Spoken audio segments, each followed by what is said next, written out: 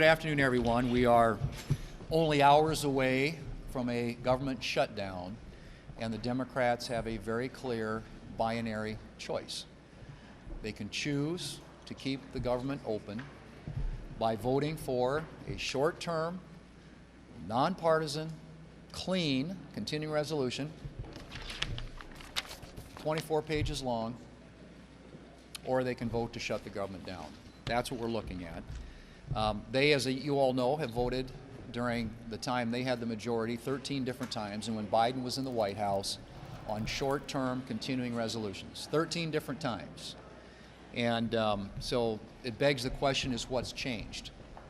And I think what's changed is President Trump is in the White House. That's what this is about. This is politics. And there isn't any substantive reason why there ought to be a government shutdown. This is something that has been done routinely, as I said, 13 different times when the Democrats have the majority. But we are not going to be held hostage for over $1 trillion in new spending on a continuing resolution, nor are we going to be held hostage to allow illegals to get free health care in a continuing resolution. These are things that they're demanding as part of their so-called negotiation. Ladies and gentlemen, there isn't anything here to negotiate. This is a routine funding resolution to keep the government open so that we can continue our appropriations work and fund the government in the old-fashioned way, which is allowing the Appropriations Committee, Democrats and Republicans, to work together as they have been. And by the way, the Democrat leader keeps talking about not consulting. The Appropriations Committee, they picked the date. Democrats and Republicans, the big four on the Appropriations Committee, were consulting. They picked the date for the continuing resolution, November the 21st. And so this has been an open process from the very beginning. This year we opened up the appropriations process, something that wasn't done when the Democrats had the majority here in the Senate. But they have a clear choice in front of them today. And I hope there are Democrats out there. This may not represent the view of their leadership, but I'm hoping there are Democrats out there who are reasonable and understand what's at stake here.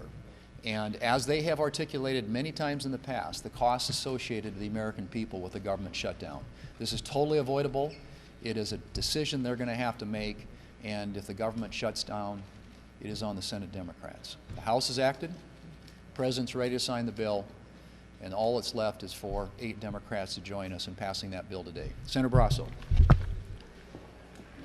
Well, the radical wing of the Democrat Party is demanding that Chuck Schumer shut down the government. If not, they'll be held to pay. We know that Chuck Schumer has had a war room going for the last couple of months to orchestrate the shutdown. That is their plan. So he comes up with this ransom note asking for $1 trillion to just keep the government open for 4 weeks. Republicans aren't going to buy that. President Trump's not going to sign it. There's a solution, and it's a simple, clean, continuing resolution to keep the government funded for the next 7 weeks as the appropriations committees work through the process. Democrats are pretty familiar with this. They've done it 13 times when Biden was in office, and the minimum number of votes they got was 65. But Chuck Schumer continues to bow down to that liberal wing, AOC, Bernie Sanders, Elizabeth Warren. The American people should not suffer the costs and the consequences of a Schumer shutdown because he is politically toxic in his own party. All right, Mayor. Good afternoon. Do you think if the president goes through and unilaterally starts to cut programs or lay people off, that will start to resonate with some of your Republican colleagues and say, hey, wait a minute, you know, he has that authority, but these are programs or things that are important to us? Is that a risk for Republicans?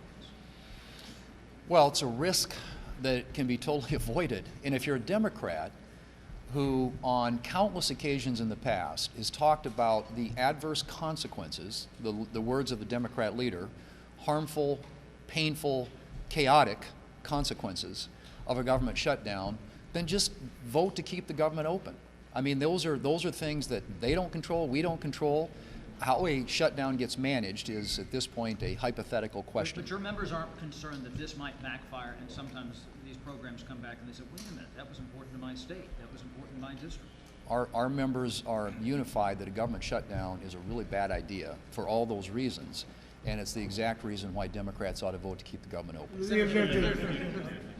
Democrats have been pretty clear. They're going to defeat this House CR when it comes to the floor today. What is Plan B? Will you keep on bringing this back to the floor? And do you think the House should reconvene before Tuesday to maybe move the ball? I don't know what the House can do that they haven't already done. They passed the bill. It's a bill that's passed by the House, sitting here in the Senate, ready to be signed into law by the President.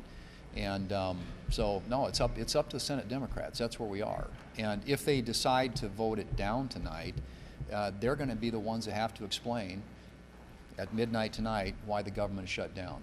It's really pretty straightforward. And this is something, again, that's been routine around here for a long time until all of a sudden the far left, as Senator Barrasso pointed out, hijacked the Democrat leadership here in the Senate, and they've decided to hijack the American people and hold them hostage to try and get a laundry list, a wish list, a Christmas list of their left-wing priorities attached, in their case, to a 4-week continuing resolution. Ours is 7 weeks, but they'll have the same leverage 7 weeks from now that they have today.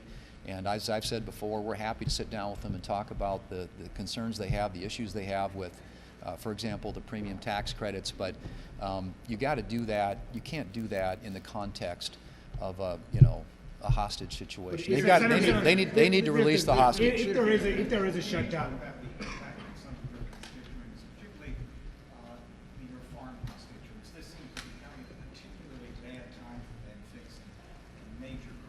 No market in China, high input costs, low prices, and they are in a bind and going to need some additional help.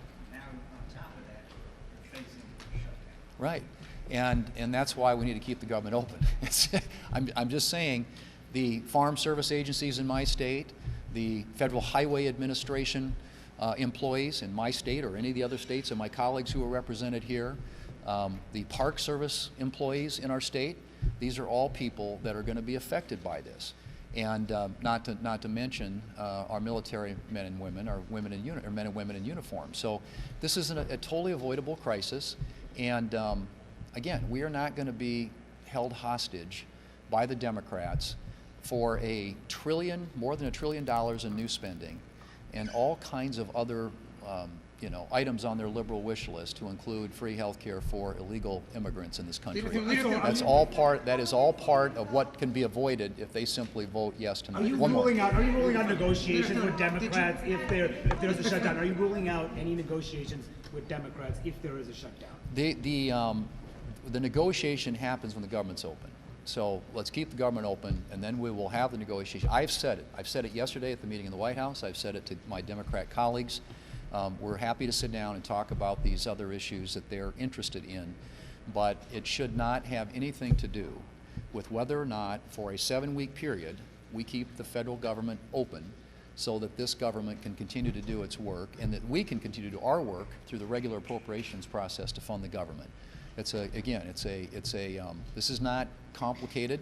It's something that's happened routinely around here for a long time, including the 13 times it happened when the Democrats had the majority. So it's a binary choice. They get a chance to make that vote today, and I'm hoping, I sincerely do hope, in the best interest of the American people, that the Democrats here in Washington decide to keep our federal government open.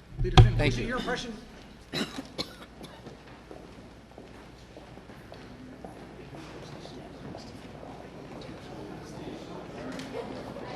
I'm like too far.